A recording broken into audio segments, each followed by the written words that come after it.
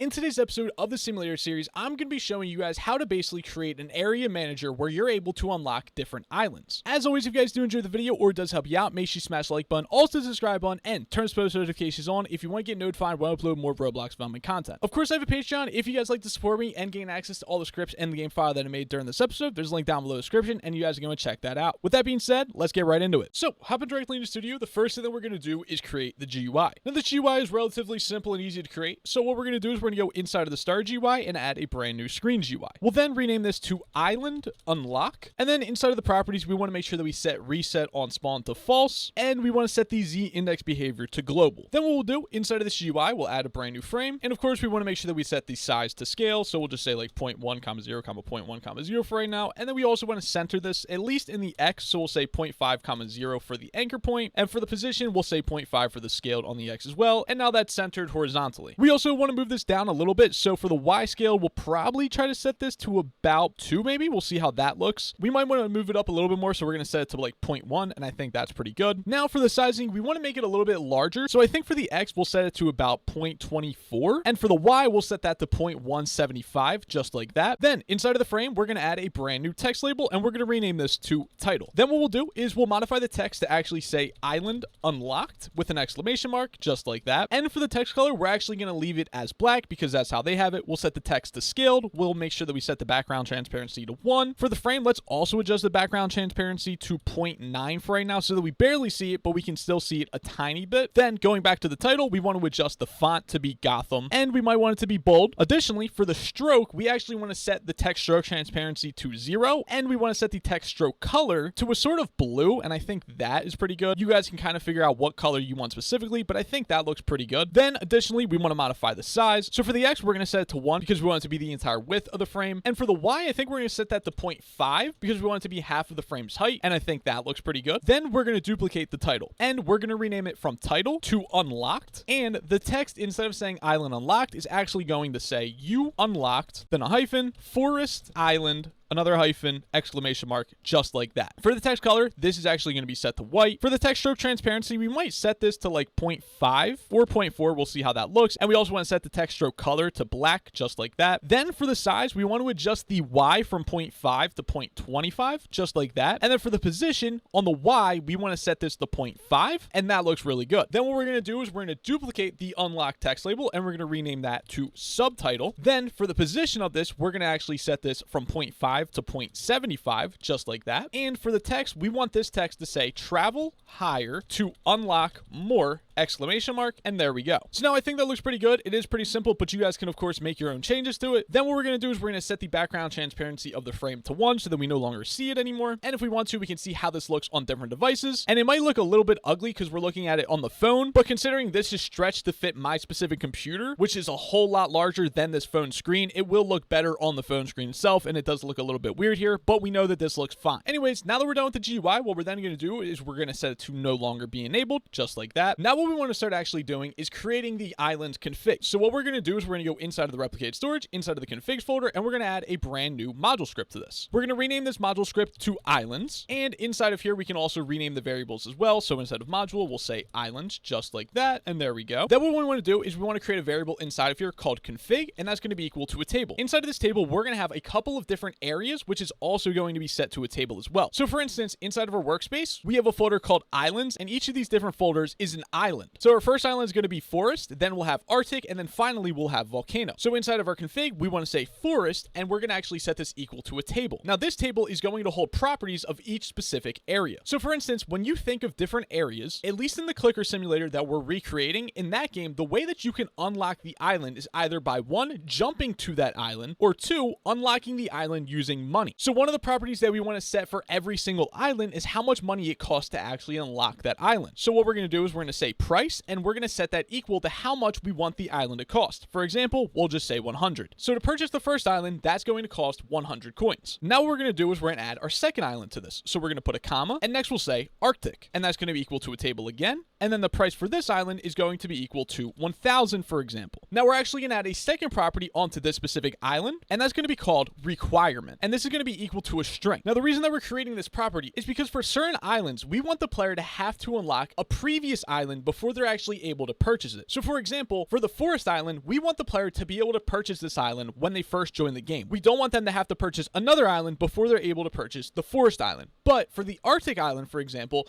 we want the player to have to purchase the forest island before they're able to also purchase the Arctic island as well. So for the requirement here, what we're going to do is we're going to actually say forest, just like that. And like I said, the way that we're going to be using this requirement property is to make sure that the player actually unlocks this specific island before they're able to unlock this island right here. Okay, so now that we've created 2 islands, we're going to create a third one as well. And this one, of course, is going to be called volcano, and that's going to be equal to another table. Then, of course, we want to set the price of this. For right now, we'll just set it to 10,000, and we'll go ahead and create the requirement property inside of here as well, just like that. And we want to set this requirement to Arctic because we want the player to have to unlock Arctic before they can unlock the volcano island. Now, of course, if you want the player to be able to purchase all the islands without having to purchase the previous one, then you don't need to include this requirement field, but I'd still recommend going along with it just for this video so that you're understanding and learning exactly what we're doing. Anyways, now we're pretty much done with creating this config for right now. What we then want to do is we want to actually add the player data. So to add the player data, we need to go back inside of the replicated storage. This time we want to open up the player data folder and open up the template module script. The way that we're going to be adding the player data is very similar to how we added the rebirth player data. So all we're going to do is copy this line right here, and instead of saying rebirth config, we're going to say island config. And instead of accessing the rebirth module, we're going to access the islands module. And actually, let me organize this script a little bit more. Let's go ahead and take this default auto info, and we're going to put that variable right above where we actually create the template variable, just like that, because I feel like that's a little bit more organized. Then in between where we have the default rebirth buns data and the default auto info data, we're going to add the island data right here. So what we're going to do is we're going to say local default islands equals, and it's going to be equal to a blank table. Then what we'll do is we'll loop through the islands. So we're going to say for island, comma info in island config dot config do. So now we're going to loop through those islands, and we're going to say default islands, index that with the specific island, and that's going to be equal to false, just like that. Now that we have that data, we of course need to make sure that we actually add it to our template right here, and we're just going to add that right below the rebirth buns. So we're going to say islands, and that's going to be equal to the default island variable, and we're going to add a comma, and there we go. We now have our player data. Then we can go ahead and close our template, but we'll leave the islands config open for right now because we might be coming back to that soon. What we're then going to do is we're going to go inside of the server script service, and we're going to make a brand new module script, and we'll rename this to islands. Now this module script is going to be used for actually unlocking islands for different players. So we're going to script all the server-side functionality inside of here. So of course we can go ahead and rename the module from module to islands, just like that. Then we need to get some services. We want to create a variable for the server script service, and we want to make a variable for the replicated storage as well, just like that. Then we're also going to need some variables because we're going to be using the player data module, and we're going to set that equal to, of course, require server script service dot player data dot manager. We're also going to be using the island config. So we're going to say island config equals require replicate storage dot configs dot islands. And then we're also going to need to use some remotes from the replicated storage. So remotes equals replicate storage dot remotes, just like that. Speaking about remotes, we actually want to go inside of the replicated storage, inside the remotes folder, and add a brand new remote event. We then want to rename this remote event to update island, and we're going to be using this remote event to communicate from the server to the client and tell the player, hey, you just unlocked an island, or maybe for some reason a specific island became locked for a player again. And that's what we'll be using this remote event to communicate. So back inside the script, the first thing we want to do is actually create a function, and that's going to be called islands.unlock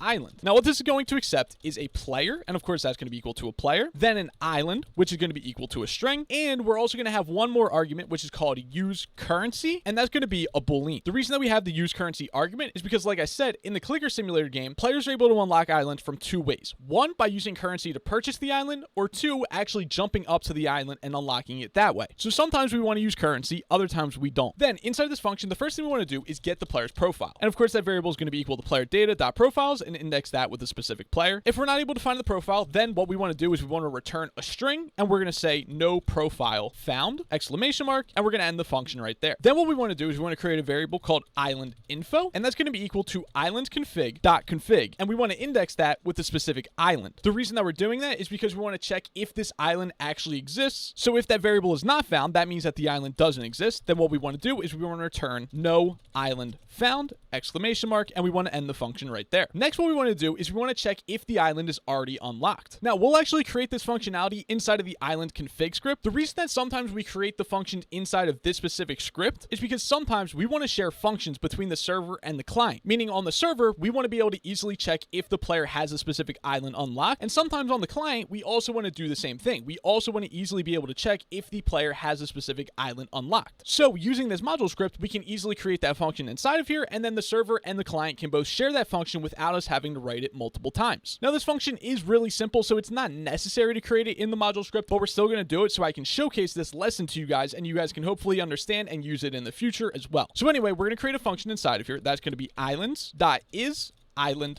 unlocked. And what it's going to accept is the data, aka the player's data, and the island, which is a string. Now, you guys are probably familiar with this if you guys have watched my rebirth video. Now, you guys are probably already familiar with a function similar to this because we also did something similar with rebirths as well. Anyway, the way that this function is going to work is we're simply just going to return data, and we're going to index that with the specific island. And that's going to tell us if the player has the island unlocked. So now we can go back to the module script inside of the server script service, and we're going to create a variable called isUnlocked, and that's going to be equal to the island's config.isIsland unlocked, pass through the profile.data and the specific island, and then of course if not is unlocked, then return already unlocked, and we want to end the function right there. Then what we want to do is we want to create a variable for the requirement of that specific island. So island requirement equals island info dot requirement. Now make sure you're spelling requirement correctly. I don't know if requirement is a weird word to spell for everybody, but for me it definitely is, and I wouldn't be surprised if I spelled the word wrong somewhere in this video. So make sure you're double checking your spelling. If you're having any errors, that could be it right there. So now that we've gotten the actual island requirement, we want to check if there is an island requirement. So if island requirement, then, and now what we want to check is if the previous island is unlocked, aka is the requirement unlocked. So local is previous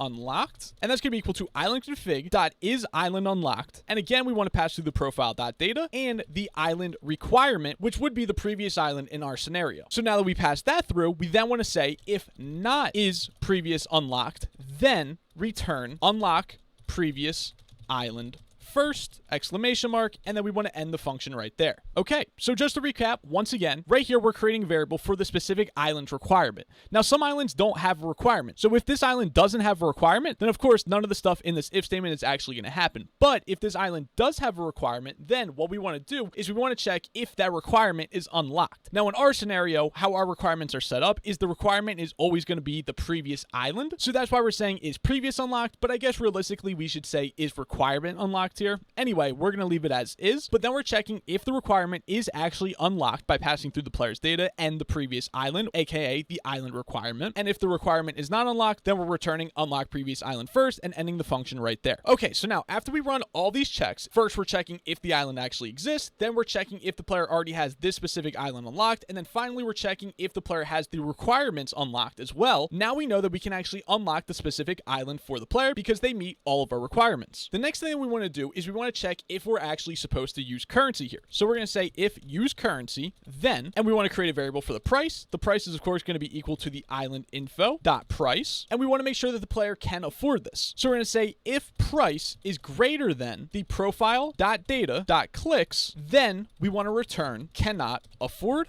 exclamation mark, and end the function right there. But of course, if the player is able to afford it, then what we want to do is we want to use the player data and we want to adjust the player's clicks. We of course want to pass through the player, and the amount is going to be minus price, just like that. So if the player is purchasing the island, then this will be true and it'll take the specific amount of the player's currency away. And now what we want to do is we want to update the player's data to actually reflect that the island has been unlocked. So we're going to say profile.data.islands, index that with the specific island, and set the value of that to true, just like that. Now, using that remote that we created earlier, the update island remote, we want to actually fire client, and we want to pass through the player. We also want to pass through the island, and we want to pass through true because we're unlocking the island. And finally, at the end of this function, what we want to do lastly is we want to return island unlocked because this function completely finished and the player is now just unlocked the island. Now, you might be confused as to why we're creating all this inside of a module script. Of course, if you guys have watched the previous episodes, you probably understand why, because we've done this before. The reason that we actually created this in a module script is so that we can create a command to easily debug this. And if you guys haven't realized already, the reason that we keep creating commands to debug all these systems is because it's so much easier to create a specific command for debugging a system, especially when we haven't scripted all the other things related to that specific system as well. So with that being said, let's go ahead inside of the server script service, inside of the commander folder, inside of commands, and let's add a brand new command. What we're going to do is we're going to duplicate the debug rebirths module script, and we're going to rename that from debug rebirths to debug islands. And we're going to open up that module script, and of course, we're going to rename everything inside of here. So debug islands instead of debug rebirths. The description really doesn't matter. We know exactly what it's doing. For the alias, I'll just say DI, just like that. Then for the args, we're actually going to have two args. The type of the first one is going to be string. The name is going to be island. The description is just going to be island as well. I'm actually just going to set the description to blank because we create so many of these commands, the description really just doesn't matter. We know what it's for at this point. We also don't want to make this optional, so we're going to erase that as well. Then we're going to go ahead and copy and paste that table so that we can create a second argument. This argument is actually going to be optional though, so we're going to make sure that we set that to true, just like that. Now the type of the second argument is actually going to be a boolean. The name of this is actually going to be called use currency. And the reason that we have this argument is because, like I said, players are able to unlock islands in two ways. One, by reaching them, and two, by purchasing them. So that's why we're having this argument right here. With all this being said, this command is good. What we're then going to do is duplicate the debug reburst server module script, and we're going to rename that from debug reburst to debug islands server. There we go. And we're going to open that up. Now inside of here, we're going to need to get the islands module script. So all we have to do is really change like one word, and there we go. We also want to update the arguments inside of here as well. So the first argument is going to be island, which is going to be a string, and the second one is going to be use currency, which is going to be a boolean, and that's also going to be optional. So that's why we're putting a question mark right there. We can then go ahead and delete that line right there. Finally, what we want to do is we want to return islands.unlock island, and we want to pass through the player, the island, and the use currency as well, just like that. Okay, we now have the command completely created, so we can go ahead and close both of these module scripts, and now we can actually go into our game and test this out a little bit. Okay, so sorry guys, I realized I made two errors. The first one, if we go inside of our islands module script inside of the server script service, right here where we say is unlocked, we want to actually check if the island is unlocked. So we don't want to say if not. The reason I said if not is because like 90% of our if statements when we're doing this all say not. That's why I accidentally said not right there. But we want to check if the island is actually unlocked, and if it is, then we want to return it right there. Additionally though, we want to actually go inside of our island config module script right here, and inside of the is island unlocked function, we're actually returning something that's incorrect. So right here, we're actually indexing the player's data with island, but we don't want to do that. What we actually want to do is we want to say data.islands, and then we want to index the islands table with the specific island. And now that will be correct as well. And I'm sorry that I forgot about that. I don't know why I did, but now we're all good. So now we can go into our game and test this out. So going into our game, if we hit F2 and we say debug islands, and then we say our first island, which is going to be forest, we can hit enter, and it says island unlocked. Now the reason that it says island unlocked is because we're not actually using any currency, and it's the first island as well, and there's no other island that needs to be unlocked before we can unlock that specific island. Now let's actually go ahead and try to unlock the volcano island, and when we do that, it says unlock the previous island first, which is good. Let's say that we spell volcano wrong, so we'll say volcano, and if we do that, it says no island found, which also means that that's working perfectly as well. Now what we'll do is we'll actually try to unlock the Arctic island, but we'll actually use the currency. So we're going to say true, and now we do that, it says no island found, but that's probably just because we spelled Arctic wrong. There we go. So now when we try that, it says that we cannot afford that island, which is also correct as well. If we go into our config, we see that we need 1,000 clicks for that Arctic island. So what we'll do is we'll adjust our clicks, give ourselves a ton of money, and now we'll say debug islands, Arctic, and true. So now we'll actually try to use the currency to unlock this specific island, and when we do that, it says island unlocked, and there we go. Now let's just try to unlock this island again. If we do that, it says already unlocked, and it doesn't do anything. And also, when we did unlock the island, it also took the currency away from us as well. So that means that that's working good as well, and that's all great. And now we can also try to unlock the volcano island as well, and we can see that that island has now been unlocked too. So now we've kind of tested this from every single angle that we can kind of think of for right now, and it seemed like they're all working perfectly. We're not able to unlock an island unless we've unlocked the previous one, and we're able to afford it, so that's all great. Now what we'll start to do is we'll actually start scripting the GUI. So what we're going to do is we're going to go inside of the start player, inside of the start player scripts, inside of GUI, and inside of here we'll add a brand new local script, and we'll rename that to island unlock. Inside of here we of course want to make some of the standard variables, so players, that's of course equal to game get service players, and we also want to get the replicated storage as well. So replicated storage. We also want to create a variable for the remotes folder like we normally do, and that's equal to replicated storage.remotes. We'll also create a variable for the specific player, so players.localPlayer. We also want to get the player's GUI, so local player GUI equals player.player GUI. We then want to create a variable for the GUI itself, so local GUI equals player GUI, wait for child, and now the specific GUI that we want is island unlock. Then we'll go ahead and create a variable for the frame, that's going to be equal to GUI.frame. And now we really only need one part from the actual frame, and that's that one unlocked text label. So we'll create another variable called unlocked label, and that's going to be equal to the text label inside of the frame, and that text label is called unlocked, and there we go. Then what we'll do is we'll actually create a constant variable for that specific unlocked text label. So we're going to say local unlocked, and this is going to be in all capital letters, underscore text underscore template, and that's going to be equal to a string. And now to get this string, what we can do is go inside of the star GUI, inside of island unlock, get the unlocked text label, and get the text from that. So we can go ahead and just copy this. Now coming back to the variable, this string is actually going to be set to that exact text right there, but we're going to replace the word forest with replace in all capital letters, just like that. Now that we have that, we can actually go ahead and create a function called unlock island. And of course, this function is going to accept an island, which is going to be a string. Now, whenever we unlock a new island, what we want to do is we want to set the unlock text label.text, and that's going to be equal to the unlock text template. But we, of course, want to use the gsub method on this, and we want to replace the word replace with the island itself, just like that. Then what we want to do is we want to set the GUI.enable to true so that we can actually see the GUI. And then we want to use task.delay, and we'll wait about 3 seconds. And after 3 seconds, what we want to do is we want to disable the GUI. So GUI enabled equals false, just like that. So now that function is pretty much done. Then what we want to do is we want to use the remotes, and we want to listen for the update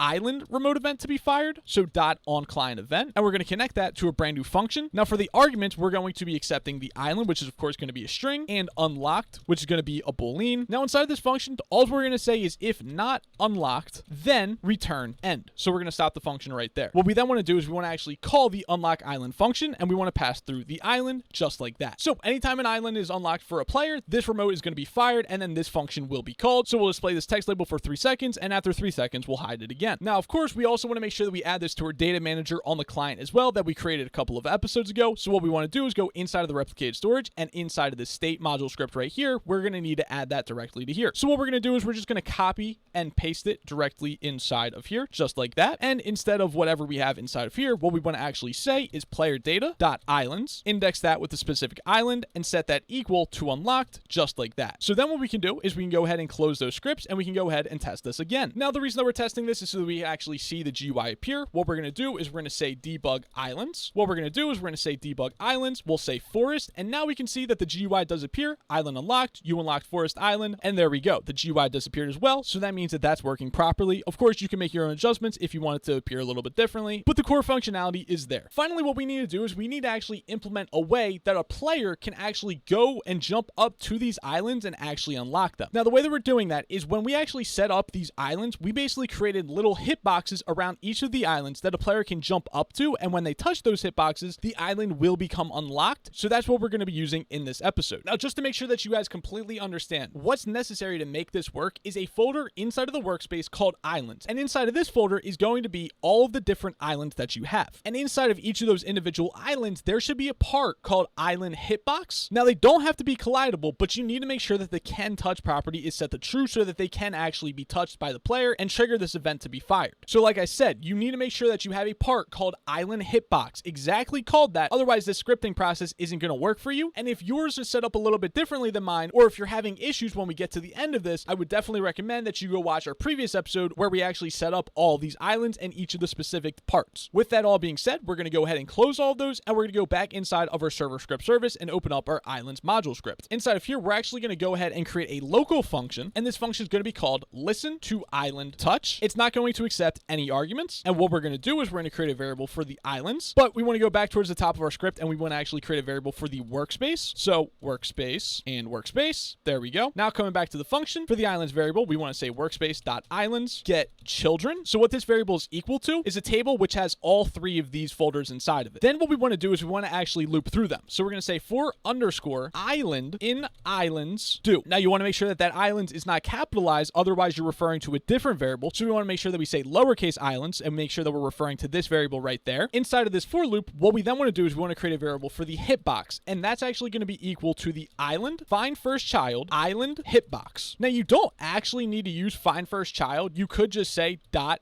island hitbox just like that. That actually works too, perfectly fine. And we're going to actually type assert this to be a part. So now that we've done that, what we can then do is we can say hitbox.touched connect, and inside of here we're going to just have a function. The argument of this function is going to be the other part, so the other part that touched this specific part. Then we're going to create a variable inside of here called player, and we actually need to get the player service up here. So let's go ahead and make sure that we do that. Players, there we go. And now this player variable is going to be equal to players get player from character, and we're going to pass through the other part dot parent just like that. Then if we are able to actually get a player, what we want to do is we want to call the islands dot unlock island function, and we want to pass through the player, we want to pass through the island dot name, and we want to pass through false because we're not using a currency. The player actually jumped up to the specific island, so they don't want to purchase it. They just want to unlock it for free. And that's all that we need to do inside of that function. This function is going to be called one time total, and when we're actually going to call this, it's just right after we create the function right there. Now you might be thinking, well, module scripts work differently. Won't this be called every single time some script requires a module script? No. This function is going to only ever run one time. Now that you understand that, let's then look at the logic of the function. We're going to create a variable for all these folders inside of the workspace.islands folder. So workspace.islands is this folder, and getChildren would create a table with all these folders inside of it. Then what we're doing is we're looping through each of these individual islands. So for example, the first island would be Arctic, then this would be Forest, and then this would be the volcano folder, exactly like that. Then we're creating a variable called Hitbox, and we're using the individual island folder, and we're finding the part called island Hitbox. So for example, if we open up the Arctic folder,